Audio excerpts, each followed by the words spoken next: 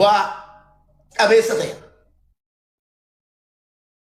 دلوتا رفو هرّا دبرتينا ما سرجل تستهي الكتالان بيه أورما كيسي جرم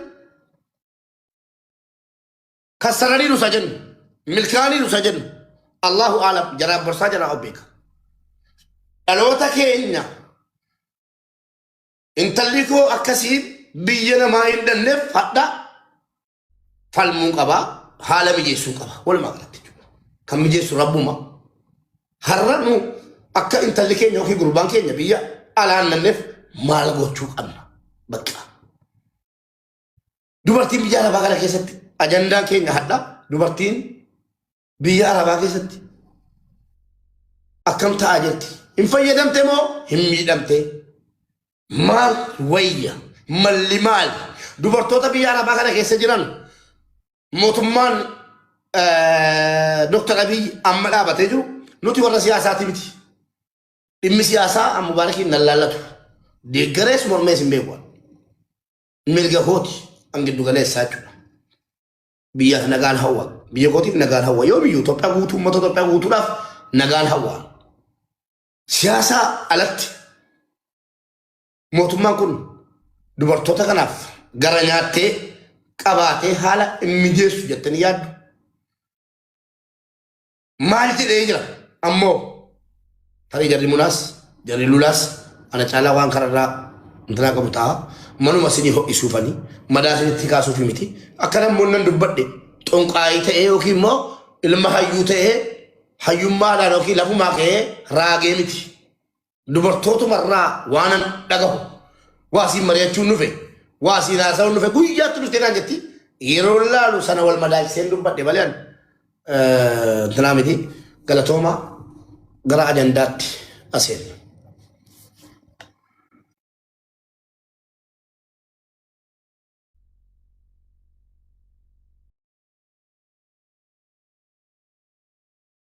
lula nu egaltimo munan nu egala ajandat senati gabab sine hadda tokko gatitef gabab sine tidena her goda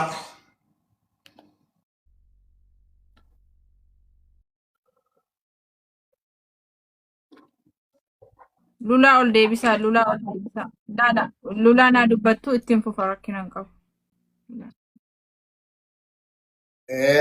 nagama utu lulani fi munan yaada keessan ajanda ciniinsiftanii ijoollee utuu yaada irraa fuutan yaaduma torban lama sadii afur rakkoon qabu waliin jirra biyya rabaa'oo haadha kootu dhaqee dur si galeera haadha keenya irraa keeyoo hadda reefnee galamne akka qaldiitti waan sirraa umiti wanni kun wanni eegalame waan amma sirraa umiti garuu ni dandeenya jettanii jabaachuudha qeeqas arrabas koomiis fudhataa mee yaada kennaa fi mee dhaggeeffatu isin qofatu hin taane jarri jala jiru sin dhaggeeffata biyya rabaa kun akkam jedhaanuma meemee gaafadhaami tarii waan asirra gangalchee nu boochisu dhibbaatama gadi ba'a.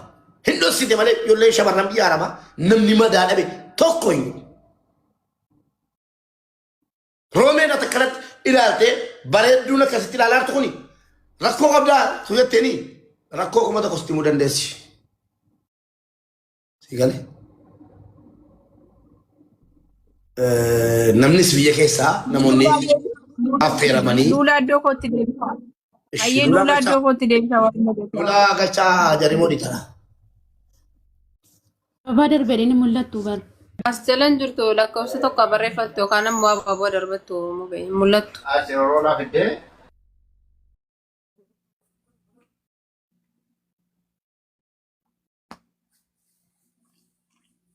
Hawwiin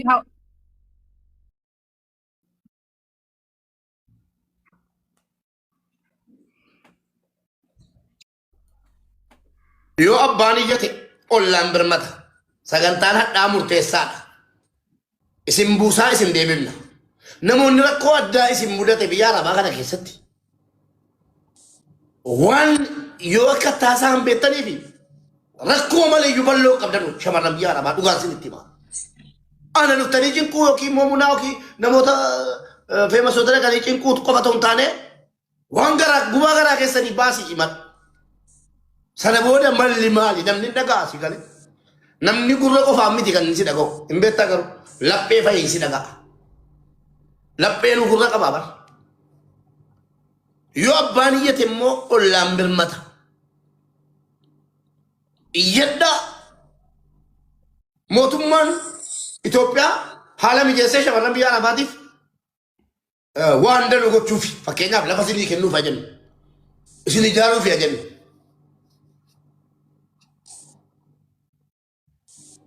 akkami kara kamiin maal yoo taatan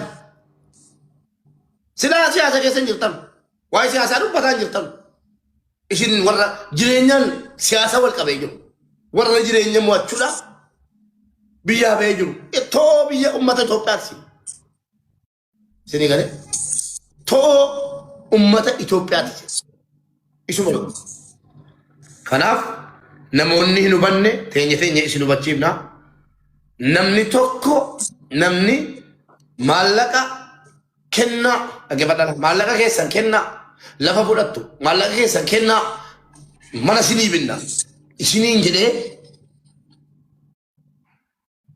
dogoggora dhageessanii ijaaramnee lafa fudhanna ijaaramnee birrii keenya akkana goonee mana bitanna hin jiru keessa dhimmi maallaqaa marii kana keessa ammas hin jiru borillee hin jiru quba qabaadhaa ishee laphee qulqulluu akkasiin hirmaattan dhufan birrii keessan kennadhaa walitti isinii qabna atuu baankii caalu birrii kee dhiifama naa godhaaman arma kee keessa xummaajaa kee keessa ka'a birrii kee namatti kenne ofiiyyuu baattee hin milkoofne namatti kennitee hin milkooftu sii galee akkasii qabadhaa birrii keessan dabarsaa nama bira kaa'adhaa namatti kennadhaa ijaaramaa kennaa birrii keessan isin ijaarree baankii tokkotti walitti qabne noo hin jiru kun ishee quba qabaadhaa kun hin jiru hin jiraatus kana hambisuuf iyyuu nama hedduutu akkana godhee birrii keessan kennadhaa ijaaramtanii akkana taatu lafa isinii fuudha malee namoota beekaa meeqa guddaa meeqa nurkatti salphatee nurka jira faayineensa numa dhiibne malee isinii galee birrii keessan kennadhaa walitti qabne isin ijaarree noo injiru wanta kas. Assalamu alaikum warahmatullahi wabarakatuh warri as jala jirtanis warri irra jirtanis akkam jirtu nagaadha. Dhimmi nuun qabannee dhufne dhimma maftii keenyaati malee dhimma hammaaf dhimma waan biraan qabanne nuun. Haa ta'u malee sanuma keessa adamsa keessas waan nu barbaachisuu fi waan ta'uu qabu waliin haasofnaa jechuudha. Isinii galee miti durayyuu maftiin arganne nuun. Maftii haasa'uufis argataan jirru, maftii waa godhachuufis argataan jirru, maftii dubbachuufis argataan jirru. Isinii galee miti yoo maftii sana argannedha waan biraatti gurmoofnee godhannu. Wanti nun amma mangistii irraa barbaadaa jiru tokkoffaa namuma sagalee keenya kanayyuu emergency ala xuulii yookaan immoo dafee sagalee keenya nurraa fuudhee gara ummataatti nu dabarsu yookaan immoo gara waa'ee dubartootaa kana ibsutti waan nu dabarsu wayii numaanuu nu barbaachisa. Inshuraansii mataa keenyaa nu barbaachisa dubartoonni. Inshuraansii mataa keenya qabaachuu qabna. Inshuraansii sanoo akkamittiin wal gurmoofne akkamittiin dhaabbatnee nu dhaaba gadi jenne kun akkamittiin nu dhaabuu dandeessu. Miidhamni keenya agahamaan jiru. Boo'ichi keenya argamaan jiru. Miidhamni keenya inni nu nyaates inni nu miidhes inni waan fedhe nu gad argamaan jiru. Nu waan miidiyaarra dhufne haaluma kanaan sinfaana kolfinee sinbiratti taphannee deemnu of oskaa jirra of gowwomsaa jirra. Yookaan abbaa manaan nu miidhe yookaan obboleessan nu miidhe yookaan abbaan nu miidhe yookaan ollaan nu miidhe yookaan warruma wajjin mana tokko keessa galluun nu miidhaa jira. Sana haala kamiin yoo namni nu miidhe miidhama keenya eenyutti dhiyeeffannaa eenyutti agarsiisnaa. Dubartii biyya Arabaa keessa namni hin nyaatamiin hamma har'aatti jira. Dhibba keessa yookaan nama 5 yookaan nama 10 hin jiru. Namni miidhamiin jira. Miidhama keenyatu adda ta'e malee. Miidhama keenyatu barrii biraa godhate malee miidhama ijoolleen biyya Arabaa hin miidhamin hin jiru. Akkamitti waan kun nurraa dhaabachuu danda'a? isaa booda waan biraatti ceena wal gurmeessuudhaafis lafa furachuudhaafis of dhaabu waan hundumaayyuu isaa boodatti fufna rakkinaan qabu. Garuu haala kamiin amma ijoolleen biyya Arabaa inshuraansii mataashii qabaachuu dandeessi. Iyyata mataashii wadaa የሚገኝበት akkamittiin argamuu danda'a akkamittiin nu dhagahamuu danda'a mee sanuma gadi nu dhaabaa dura waan biraatiin booddeeyyuu gadi nu mari'annee waan barbaannu sinitti manna namni maallaqa nama gaafataa jiru hin jiru namni waan bira haasa'aa jiru hin jiru hamma of ta'uu barbaanne nuun dubartoonni of ta'uu barbaanne bakka hamma har'aatti dadhabbina keenya bichaa nutti himamaa wallaalummaa keenya bichaa nutti himamaa iddoon taane dhaabattu waan hin taane hojjettu akkas taatu malee hamma har'aatti dandeettiin keenya gadi hin baane dandeettiin ijoollee mana Arabaa jirtu gadi hin baane mee dandeettii keenya gadi baafachuu barbaanne akka jabduu taane akka beektuu taane akka dandeessuu taane gadi baafachuu barbaanne jenneetu ustaazotas iyyanne feemosota keenyattis iyyanne namni feemosota keessaa nu dhage nama lama sadiidha tokkoffaa obboleessa keenya kabajamaa yeroo hundumaayyuu nurraa nafne haadhas abbaas ta'e nu faana dhaabbatu rabbi hammas umrii isaa nuuf haa dheeressu rabbi humaa isaayyuu nuun aggeessisiini mubaarakidha itti aansuudhaan obboleettii keenya lulaadha tokkos immoo ustaazonni keenya as keessa jiru mastarfaa jira hedduu haa galatoomanii nu faana dadhabaa jiru haa ta'u malee kanadha nun kan barbaanne nu waan biraa booddeeyyuu inshaallah bi'iznillah itti fufna garuu hammaaf of dhaabuu barbaanne gurmaa'uu barbaanne ijoolleen biyya Arabaa የመዳም ቅመሚ ta'urraa gara madaamiitti of jijjiiruuf gurmaa'uu qabna tokkummaa keenya agarsiisuu qabna jabeenya keenya agarsiisuu qabna sanaa booda nunuyyuu waan goonu mari'annee siniif gadi baasna sinii galee miti kanaa booda nyaatamuurraas boo'icharraas heeruman taane heerumuudhaanis iddoon taane dhaabachuudhaanis walaa sassaabnee walaa gorfannu olaa deebinee wal gorfannee gadi haa baanu mee namni waa'ee keenya waan gaarii haa haasa'u waa'ee keenya jabina keenya haa haasa'an mee of jijjiirree jaroota nu tuffatan kanatti gadi of baasna haala bareedaadhaan mee gurmaa'uun waan baay'ee bareecha goondaanuu jedhani gurmoofnaan waan laga ceete moo maal jedhan yoo nu waliin wal gurmeessinee jenni waan baay'ee bareechina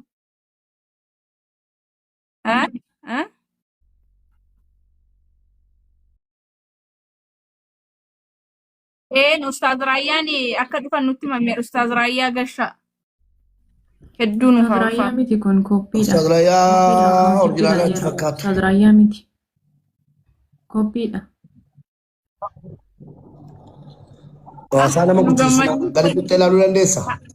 Dubbata fiini kun. Gadi buttaa gadi qabaa ilaalaa nu gammachiistanii haa ta'u malee akka waan isaan dhufaniitti gammanneerra nu rakkinan qabu. haa ta'u malee haasaan keenya ittuma fufa warri miknaata barbaadanii nama wantoon jedhina ifama faan malee inshaallah nun kana booda gurmoofne waan mangistii gaafannus waan ummata keenya gaafannus mee walaa gurmeessinu awwal shay nunumtiyyuu iddoo tokkotti walaa gurmeessinu yemadaan qimamnuun jettani ko baharaatii fi kororimaaf jinjibila faana wal nu qexxeessitani hamma immoo madaamii mataa keenyaa taana mee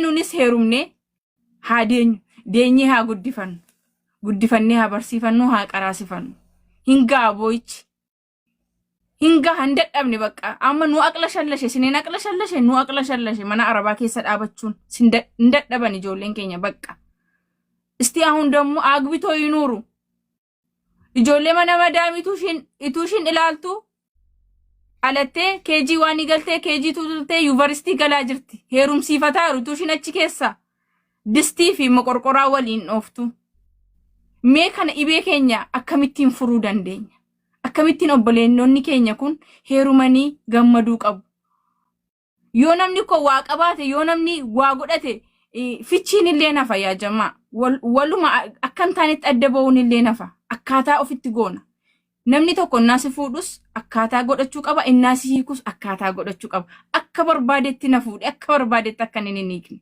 ijoollee keenyaaf ta'uu qabna sagalee ta'uu fi qabna namoonni kaleessa biyya Arabaatti durba ergatanii mana ijaarsifatanii ka'anii niitii biraatti fuudhaa jiranii maaliif zimji'amee ilaalama nun biyyan qabnu, nun seeran qabnu.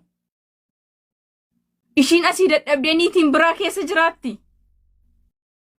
Obboleessoo intalli jaallattee niitiitti fuudhennaa galu maaf nun zim jenna? Qabaleen biyya keenya keessa hin jiru, higgiin hin jiru. Maaf zim jedhamna? Yoo qabaleen nun didee nun asirraa itti tsaafsifannee waan barbaanneen higgaawwiidhaan gaafachuu dandeenya. Yoo kam taane, yoo tokko taane, yoo inshuraansii mataa keenyaa qabaanne.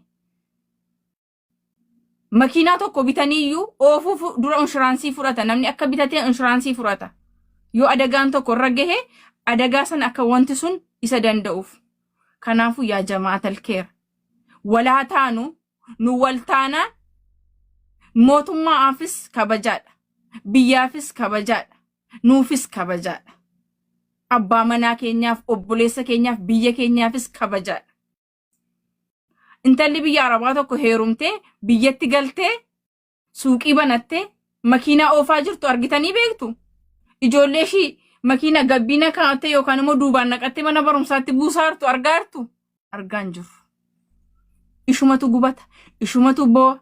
Galtee yoo heerumtes as teessee gad ergiti. Yoo ergite mucaashiitiif namni seeraan nyaatee obaasu iyyuu hin jiru. Warri haati biran jirre ilmoon ishee amma ilmoon qaba jennaan nuun.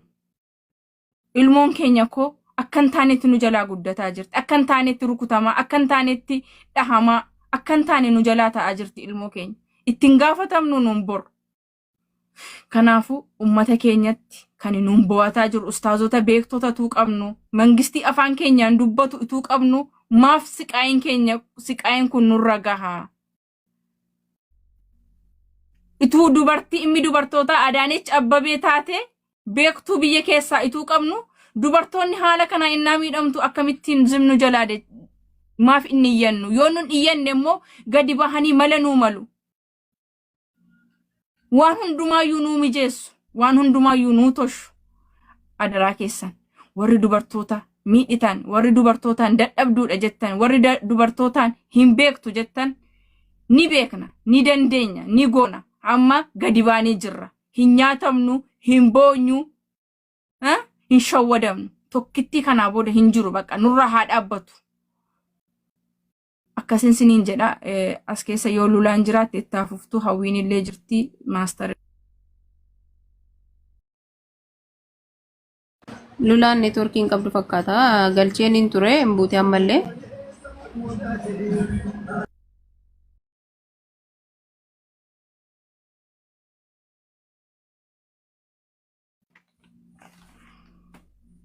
Dubbadhaa carraan keessan isin eegarraan ittiin dhufaasan dubbadhame.